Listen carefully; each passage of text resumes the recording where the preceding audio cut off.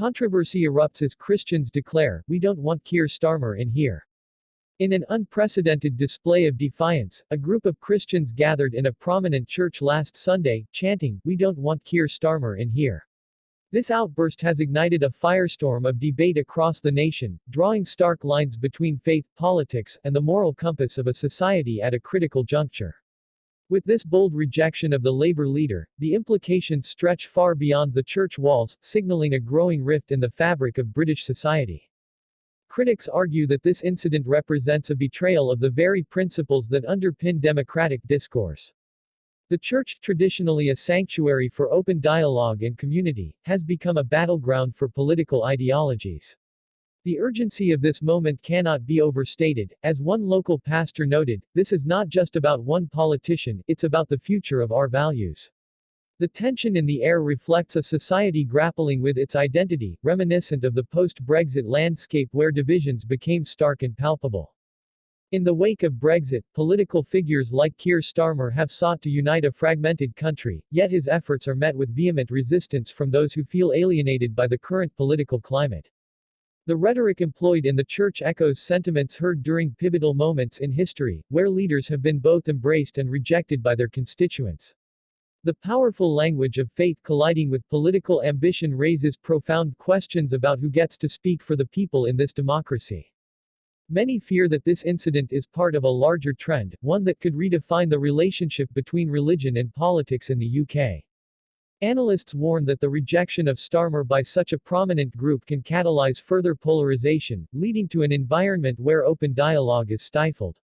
If churches become venues for political protests rather than places of worship, we risk losing the sanctity of these spaces.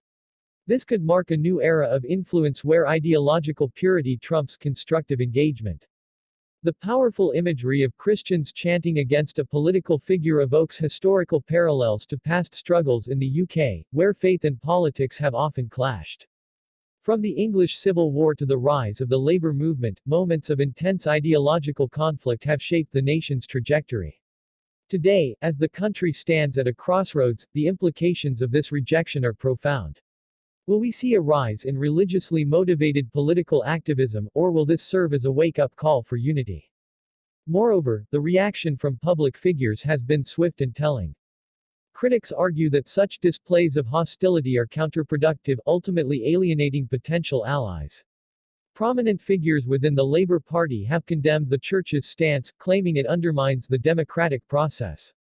"The British people will not forgive those who use faith as a weapon against their leaders," warned one Labour MP.